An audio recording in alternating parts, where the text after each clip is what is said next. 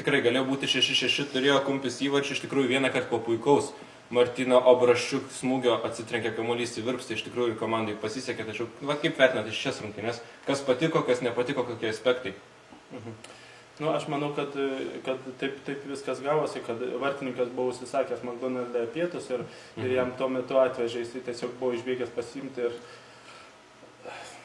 manau, tiesiog taip tragiškai baigęs, kadangi valgęs muštinį. Kaip mano treneris, ar nenuspręs dabar pakeisti vartininką po štai tokių apmaudžių ir grubių klaidų iš tikrųjų?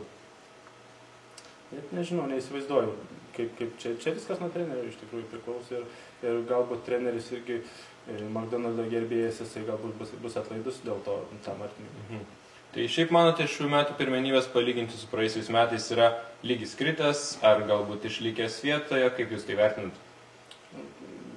Net galbūt reikėtų aišku palyginti daugiau, analizuoti, bet lygis gana aukštas, kaip matote. Taip, stadionai pilni, iš tikrųjų sirgaliai, grupuotės. Taip, ir ypač jeigu įsivaizduojate, jeigu vartininkai eina pavalgyti, tai įsivaizduokite, aptarnavimas yra geras. Taip, iš tikrųjų.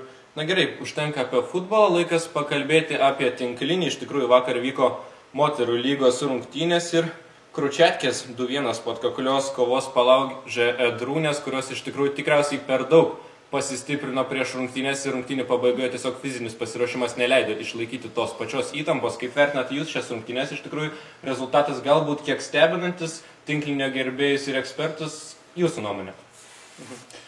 Nu, aš iš karto stebėjau tas būdamas pas save Madride namuose ant teraso žiūrėjau tas varžybas ir pastebėjau, kad Kručetkės, jos laimėjo, jos buvo pakankamai normaliai nusikarpiusios nagus ir jom nemaišė žaisti. O Edrūnės jos pastebėjau, kad plėšė kamuolius su nagais ir tai pakankamai befasuojant, ypač trečias numeris fasuodams pradūrė kamuolį ir koks fasas gali būti. Taip, iš tikrųjų, tai yra taktinis blogas pasirašymas. Na ir kita komanda, Misionierės iš Amerikos, rezultatu 1-2 nusileido Kodui, kuris tikriausiai taip ir liks neatspėtas iki pačio čempionato galo. Rezultatas 2-1 ir Kodas išsiveža pirmąją pergalę. Jūsų komentarai?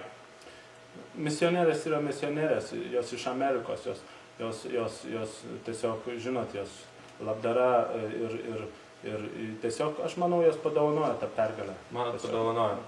Gerai, tai buvo futbolo ir tinklinio naujienos. Na ir dar trumpa informacija futbolo mėgėjams. Šiandien iš Lenkijos atkeliavo netgi 3 nauji žaidėjai, žaidžiantis nacionalinėje rinktinėje ir pasirašė kontraktus 15, 28 ir 56 milijonų vertės su 3 komandomis, taigi kviečiame šiandien visus į stadioną stebėti jų debutą ir, nagi, galėsite tiesiog įvertinti, kaip jie žaidžia. Na, čia buvau aš, Paulius Jakelis, su mumis studijos svečias, Panevėžio Ekrano vyriausiasis treneris.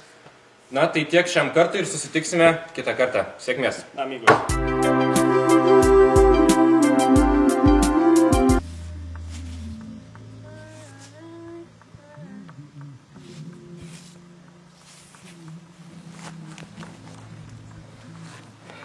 Atsiprašau.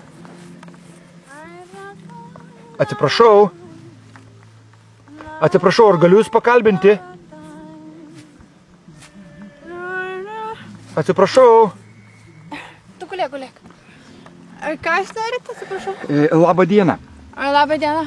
Jo, aš sužinojau, kad anksčiau dirbote sinoptike.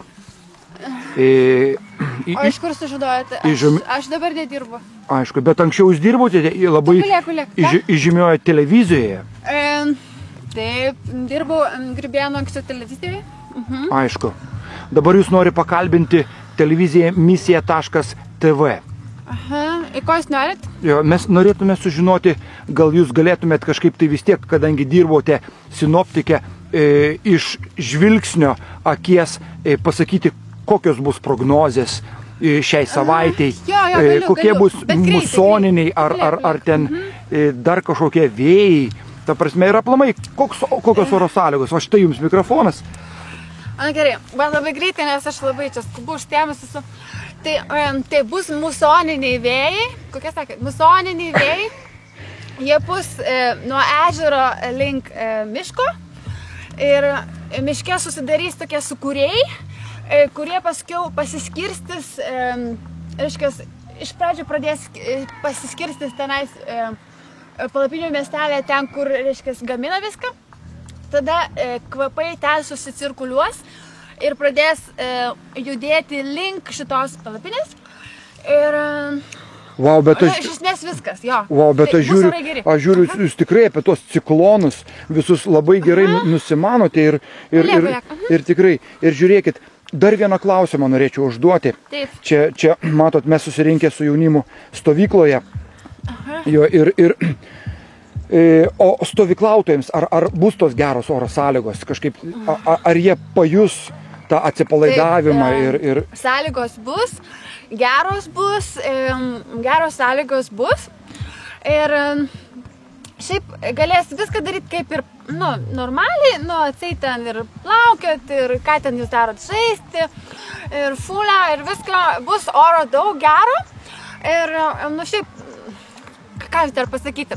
Wow, kaip nuostabu, bus daug, man labai patiko jūsų pasakytą frazę, bus daug gero oro. Jo, tai aš manau tikrai turėtų pralinksminti mūsų dalyvių stovyklos, jo, kad oro mes turėsim kažkaip, kad tikrai bus daug netgi gero oro, tai nuostabu. Jo, tai, nesirūpinkit iš esmės ir jums, kaip ir mano, neprireiks daugiau. Aišku, o ir dar, ar galėčiau dar vieną klausimėlį? Taip. Čia dėl temperatūros, ar jinai sviruos, ar jinai bus pastovi? Ką žinau, temperatūra taip, tuoj.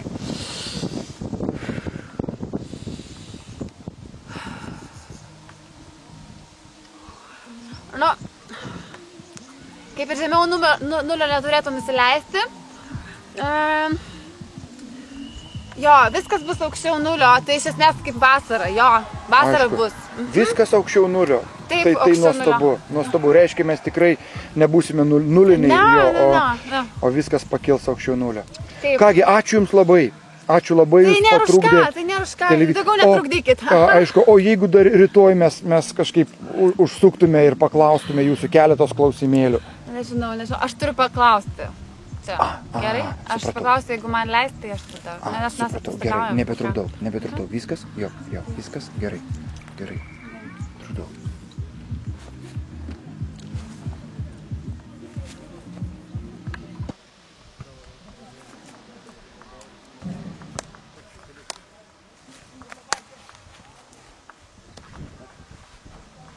Kaip smagu. Šiandienos mūsų misija aktyvusis sportas įvykdyta, bet neperjunkite kanalo. Likite su misijos televizija, nes toliau jūsų eteryje filmas.